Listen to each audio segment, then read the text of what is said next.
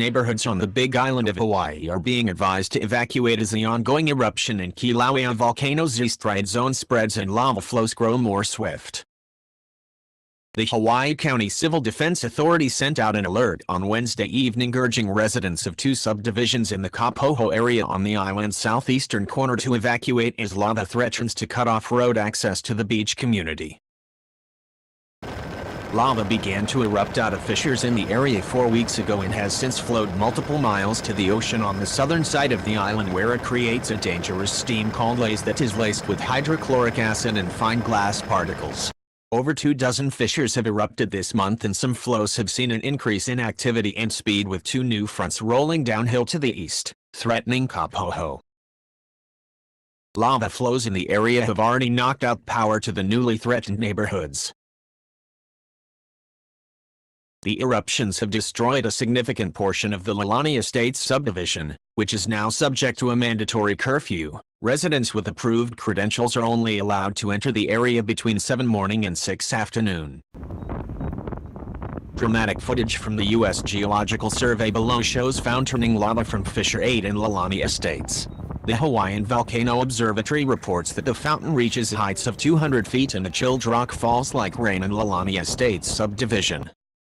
U.S. Geological Survey scientist Wendy Stovall says that the lava now making its way to the surface is the hottest seen so far in the current eruption, allowing it to flow more swiftly.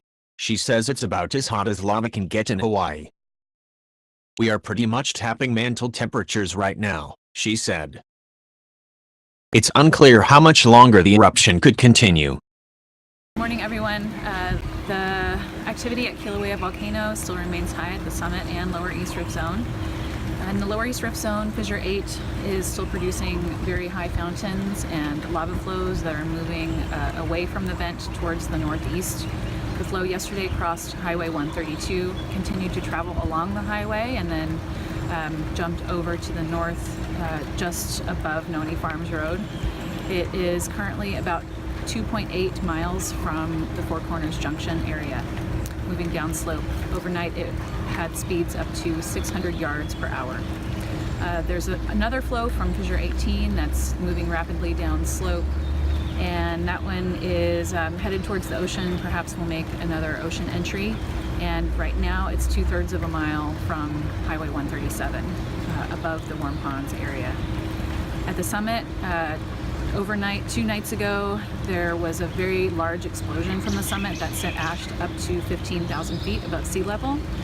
And that was also registered, that explosion was registered as an earthquake that people may have felt, but it was not an earthquake. It was actually an explosion from the summit that created a pressure wave. That's the update for today.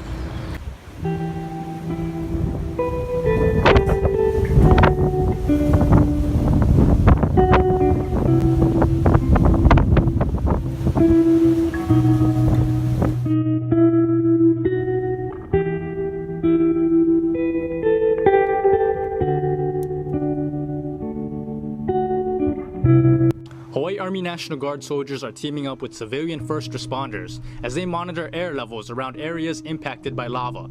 The soldiers from the 93rd WMD CST are checking for any hazardous air conditions as they patrol Hawaii County.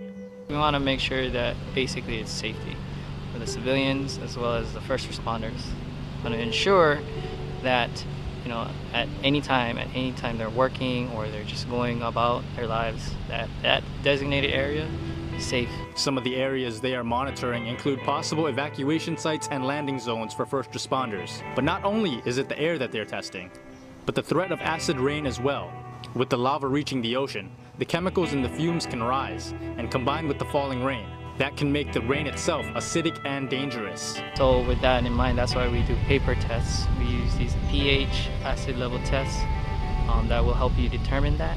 It gives you a key indicator. Not only does it help with giving us the pH levels of it, but it also lets us know if our equipment, our detection equipment, is safe, because they're also susceptible to being damaged by that rain. The 93rd CST supporting the Hawaii County mission include airmen from the Hawaii Air National Guard, as well as soldiers from other states.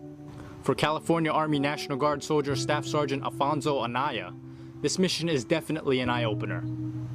it's a good and bad experience. I mean, good experience as far as knowing my job better. This helped me prepare for in situations that might happen in the future in California. And then the bad, just seeing the destruction of people's homes. For the Hawaii Army National Guard soldiers, they take this mission to heart, as this threat not only impacts them, but their state and family as well.